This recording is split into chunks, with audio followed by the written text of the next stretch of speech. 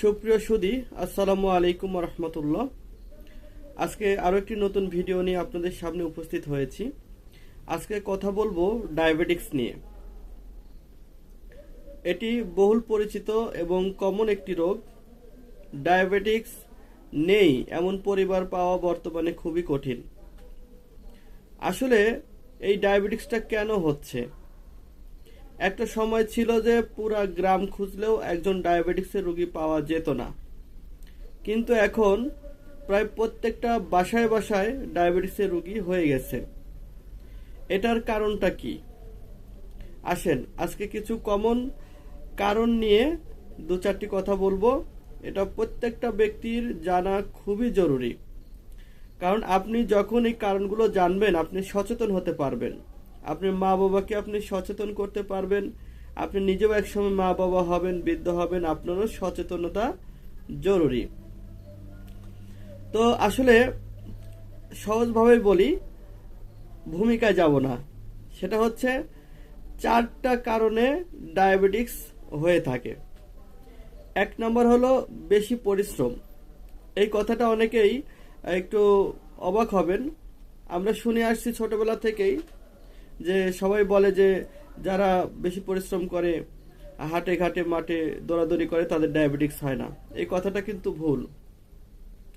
আপনি যদি অতিরিক্ত পরিশ্রম করেন তাহলে আপনার ডায়াবেটিক্স হতে পারে।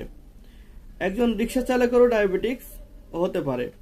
এরকম হাজারো রিক্সাওয়ালা আছে যারা আমার ভিডিও দেখেন, তাদের ডায়াবেটিক্স আছে। এবং মাটি কাটে, দিন মজুর মাঠে কাজ করে, অতিরিক্ত পরিশ্রম করে, এবং সে কাজ শেষ করে বাসায় আসার পরে আবারও অনেক কাজ করে এবং ঘুমাতে যাওয়ার আগ পর্যন্ত দৌড়াদৌড়ি করতেই থাকে। গরু, ছাগল, হাঁস, মুরগি, ছেলে মেয়ে নিয়ে বিভিন্ন দিকে দৌড়াদৌড়ি করতে থাকে। এই ধরনের রোগীর ডায়াবেটিক্স হওয়ার সম্ভাবনা সবচেয়ে বেশি বা হয়ে থাকে। তাহলে কি দাঁড়ালো? 1 নম্বরে অতিরিক্ত পরিশ্রম করলেও ডায়াবেটিক্স হতে পারে। 2 নম্বর হলো অতিরিক্ত শুয়ে বসে থাকা। এটার সাথে সবাই পরিচিত, এটা কমন কথা। অনেকে এটা বলে থাকে যে ভাই, বড় লোকদের ডায়াবেটিক্স হয়। কারণ কি? বড় লোকেরা শুয়ে বসে থাকে, খায় দায় ভালো, এজন্য তাদের ডায়াবেটিক্স হয়। আসলে ব্যাপারটা সেখানে না। সেখানে হচ্ছে যদি আপনি অতিরিক্ত বসে থাকেন, শুয়ে থাকেন, কাজ করেন না, তখনই হয় বিপত্তি। শুয়ে বসে থাকলে কিন্তু ডায়াবেটিক্স হবে না, কিন্তু শুয়ে বসে থাকার সাথে সাথে যখন আপনি টিভি দেখবেন, যখন আপনি আপনি খাবার খাবেন কিছু, যেমন চিপস, বার্গার, স্যান্ডউইচ, ঠিক আছে, বা দেখা যাচ্ছে যে আপনি বসে আছেন, কোক খাচ্ছেন, ফ্রিজের খাবার খাচ্ছেন, তখন আপনার এই ধরনের ব্যক্তিদের ডায়াবেটিক্স হয়ে যায়। ঠিক আছে, তাহলে অতিরিক্ত পরিশ্রম করলেও ডায়াবেটিক্স হয়। আবার অনেক বস আছে অফিসে, কোনো কাজকর্ম নাই, খালি হুকুম করে এই চা নিয়ে আসো, এই কফি নিয়ে আসো, এই ফাইলটা নিয়ে যাও, ওইখানেই করো, সেই করো, মানে অর্ডার করে হাত নাড়ায়া, বডি ল্যাঙ্গুয়েজ নাই। তো এই ধরনের ব্যক্তিদের কিন্তু ডায়াবেটিক্স হয়ে থাকে। 3 নম্বর, অতিরিক্ত দুশ্চিন্তা। অনেক রোগী আছে যে তারা চাকরি, ব্যবসা, ছেলে সন্তান, প্রমোশন, তারপরে বিভিন্ন রোগ ব্যাধি নিয়ে চিন্তা করে, অতিরিক্ত চিন্তা। কেউ কেউ আছে যে অবাঞ্ছিত চিন্তা করে, যে আমি বাচ্চাকে রেখে আসছি, সে কি করতেছে, বউকে বাসায় রেখে অফিসে আসছি, বউ কার সাথে পরকীয়া করছে কিনা, হুদাই, যে চিন্তার কোনো আসলে কোনো কার্যকরী চিন্তা না। মানে এই চিন্তা করতে গিয়ে সে ভালো যে কাজ করতেছিল তার কর্মই ব্যাঘাত ঘটে। তো অতিরিক্ত যারা দুশ্চিন্তা করে, ফ্যামিলি, সন্তান, চাকরি, ব্যবসা বা স্বাস্থ্য নিয়ে যারা চিন্তা করে, তারাও কিন্তু ডায়াবেটিক্সের রোগে আক্রান্ত হতে পারে। এটা সাবধানতা অবলম্বন করা দরকার। আর সর্বশেষ হচ্ছে বেশি খাবার খাওয়ার মাধ্যমে।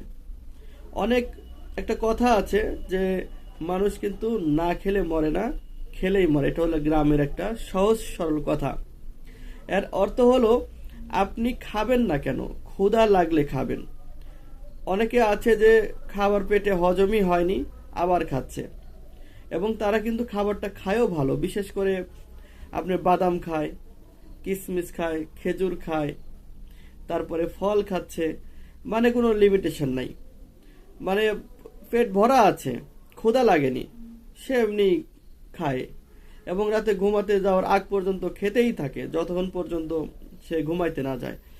এই এত খাবার যখন আপনি খান, পেট এটা নিতে পারে না, তখন এখান থেকে বিভিন্ন শর্করা, কোলেস্ট্রল, সুগার এগুলি রক্তের সাথে মিশতে শুরু করে, ফলে আপনার ডায়াবেটিস হওয়ার প্রবণতা বেড়ে যায়।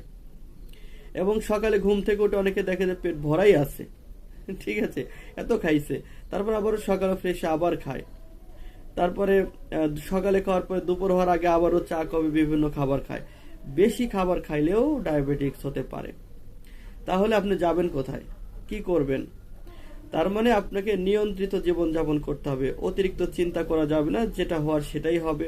অতিরিক্ত পরিশ্রম করা যাবে না, নির্ধারিত পরিশ্রম করার পরে রেস্ট নিতে হবে। তারপরে অতিরিক্ত বিশ্রামও নেওয়া যাবে না, হাঁটতে হবে, কায়িক পরিশ্রম করতে হবে। আর সর্বশেষ কথা হলো, বেশি খাবার খাওয়া যাবে না, ক্ষুধা লাগলেই তারপরে খাবেন, তাহলে আপনার ডায়াবেটিক্স হবে না। এখন ডায়াবেটিক্স হয়ে গেছে, কি করবেন?